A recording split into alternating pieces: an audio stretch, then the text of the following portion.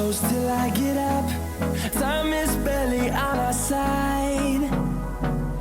I don't wanna waste what's left. The storms we chase are leading us, and love is all we'll ever trust. Yeah, no, I don't wanna waste what's left. And on we'll go, through the wastelands, through the highways, till my shadow turns to sun rays. And on we'll go, through the wastelands, through the highways, and on we'll go.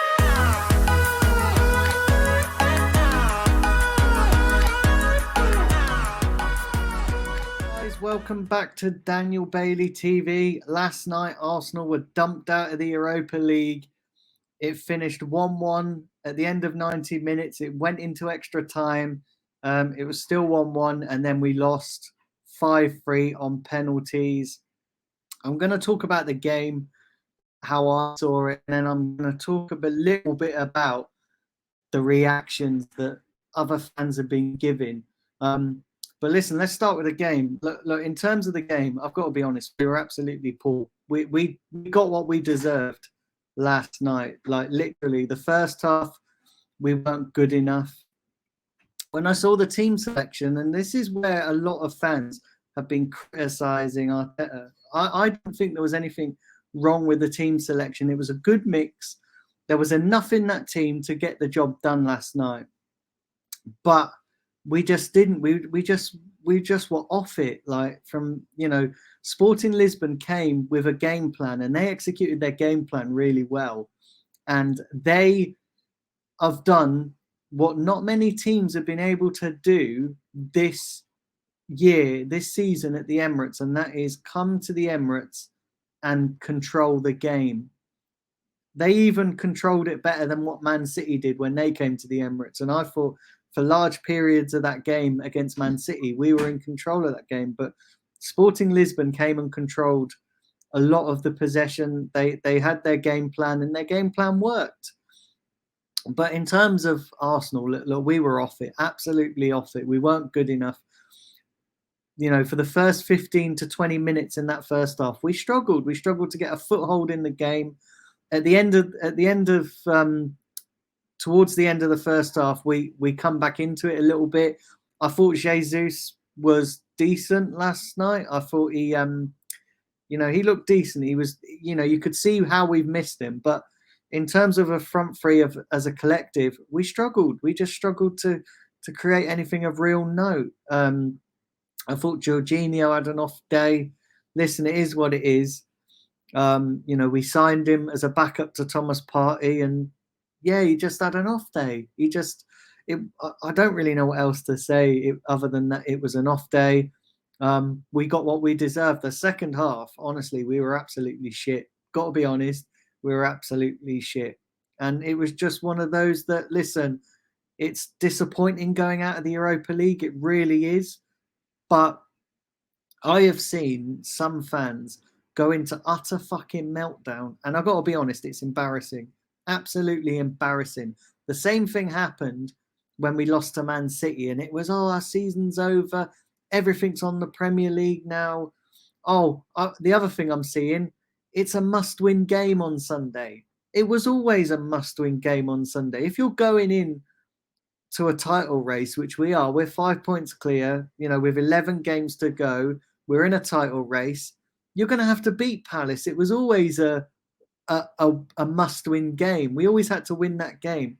But now people want to spin their narrative going, we must beat Palace, otherwise our season's over. Our season, before we played Sporting Lisbon and before we got knocked out last night, we always had to win against Palace. If you're in a title race and if you're challenging for the title, those are the games you have to win anyway. That's a given. So I'm not going to buy all this shitty narrative of, it's a must-win game. It was a must-win game before we got knocked out. It's a must-win game now we've got knocked out. Nothing has changed. But the way some Arsenal fans are talking, it's embarrassing. It really is. And listen, you're going to get the rival fans and you're going to get pundits absolutely jumping on this result and really taking Arsenal to task, and it really isn't that deep. We played shit. We got what we deserved.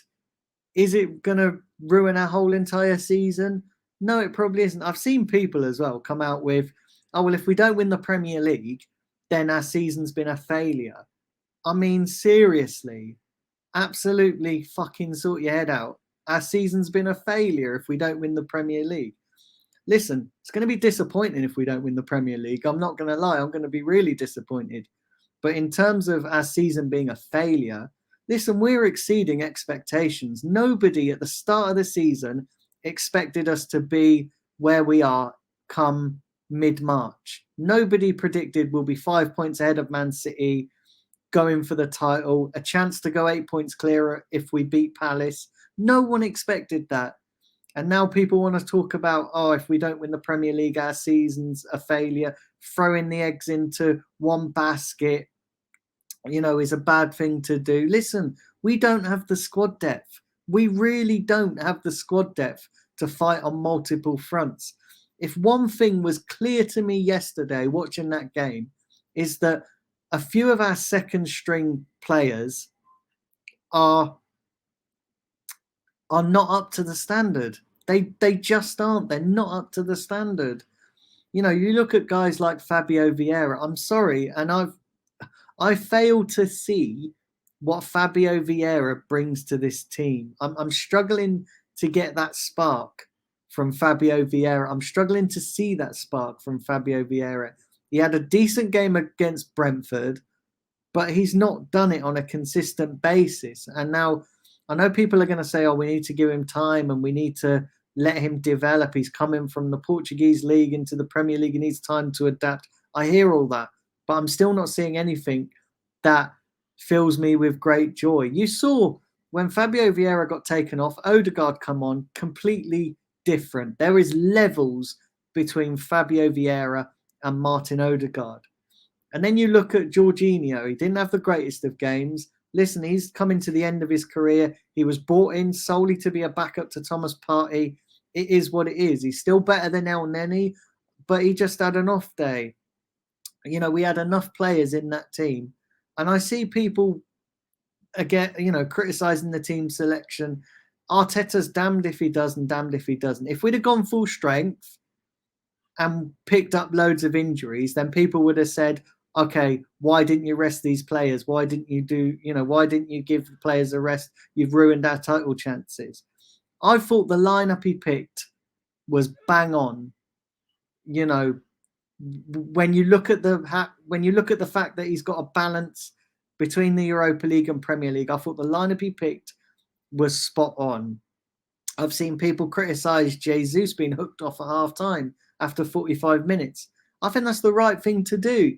He gave him 10 minutes against Fulham. Now he's giving him 45 minutes. And people are moaning, why hook him off after 45 minutes? Why not play him at all? I mean, you've got to be careful. The guy's just coming back from a knee injury, a slight aggravation to that knee injury. And then it could set his recovery back even more. And we'll be massively in the shit if he gets injured again. So the way Arteta's handled that, I don't think it's done too badly. I think maybe against Palace, he'll give him a bit longer. And you have to do that. You have to ease him in.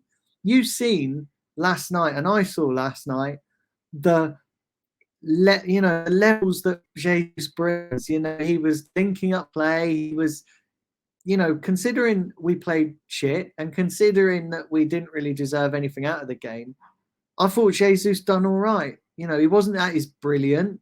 He wasn't at his brilliant best, but he's not going to be. He's had months out with a knee injury. Like, people need to take that into consideration. And we did get injuries. We did get key injuries.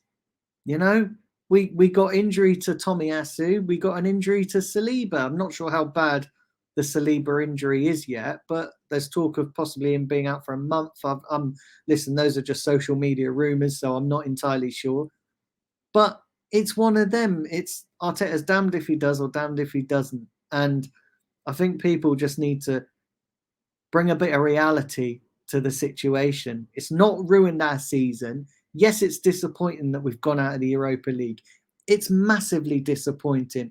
I'm disappointed. You know, our pedigree in European competitions is not good enough for Arsenal Football Club. That needs to improve. But it's all about priorities this season. It really is. We're going for the title. We don't have the squad depth that Man City does.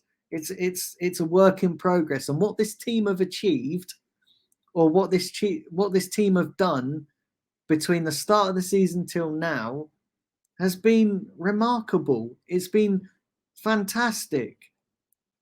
So look, we're out of the Europa League. Is it going to be a blessing in disguise, or is it going to be a massive mistake throwing eggs into one basket, such as the Premier League? Then, you know, time will tell. Time will tell whether that has been, you know, time will tell whether it's been a disaster. So we just wait and see. But I think this is, you know, this will be a good thing. Going out of the Europa League, I think this will be a good thing. You know, we can focus on the league. We can focus on what we have to do. You know, listen, I'm disappointed. I really am. I don't want you guys to think that I'm not disappointed, because I'm massively disappointed. But I'm also looking at the reality of the situation. And the reality of the situation is that it's not as bad as what people make it out to be. It really isn't. And some of the Arsenal fans need to have a bit of a reality check and realize that it isn't fucking that deep. It really isn't. I've seen so many meltdowns that are unjustified. I've seen so many people go way over the top. Sure, criticize the performance, criticize the bad performance. Absolutely. That's fine. But don't blow it out of proportion when it doesn't need to be blown out of proportion. It's not that bad. It's not great. It's not brilliant. You know, we should have beaten Sporting Lisbon. At the end of the day, it is not as bad as what people are making it out to be. It really isn't.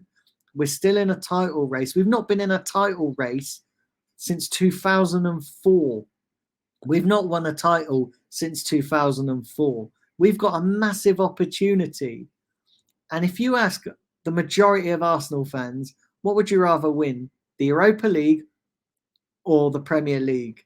Listen, ideally, you'd like to win both, but if you had to pick one, most people would go for the Premier League.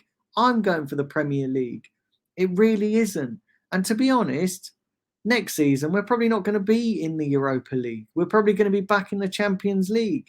And then come the summer, we can strengthen, we can get Champions League proven players, and we go again. We learn from this experience. Also, as well, Gabriel Martinelli missed his penalty last night. Listen, he had his Saka moment last night. That's the best way of summing up what happened to Martinelli. He had his Saka moment. Saka had his in the Euros. He's learned from that. He's grown from that. He's gained more experience.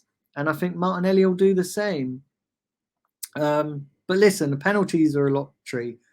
Penalties are a lottery. We should have put the game to bed in extra time. We had more than enough chances. But you have to give a lot of credit to Sporting Lisbon. Sporting Lisbon were excellent. You know, they came with their game plan, they executed it, and look, it is what it is. We just move on. You know, there's no point in making a song and dance about the game. It's a disappointing result, and it's all about bouncing back against Crystal Palace. It really is. We have to bounce back against Crystal Palace. I genuinely believe we will bounce back against Crystal Palace. Every time this team has gone through a bit of a wobble, they've always bounced back. The resilience of this team is not the resilience of Arsenal of old, where we've just folded like a deck of cards and everything's fallen apart. This is a different team. Put some respect on this team's name. Put some respect on the resilience that has been built up due to Arteta and everybody in and around the team and all the coaching staff. This is a different animal. Yes, it's disappointing. Yes, it would have been nice to have a European trophy, but it is what it is. We move on. Do you know what I mean? We really do. It's not that deep. Let me know what your thoughts of the game. Leave it down there in the comment section below. I always enjoy reading them. I always enjoy reading your opinions and thoughts. Listen, that's it for today's review of last night's game of Arsenal versus Sporting Lisbon. I will be dropping my preview tomorrow for the Palace game. So do look out for that. Hit the like button, hit the subscribe button, and I will see you on the next one, people. Come on, you Gunners.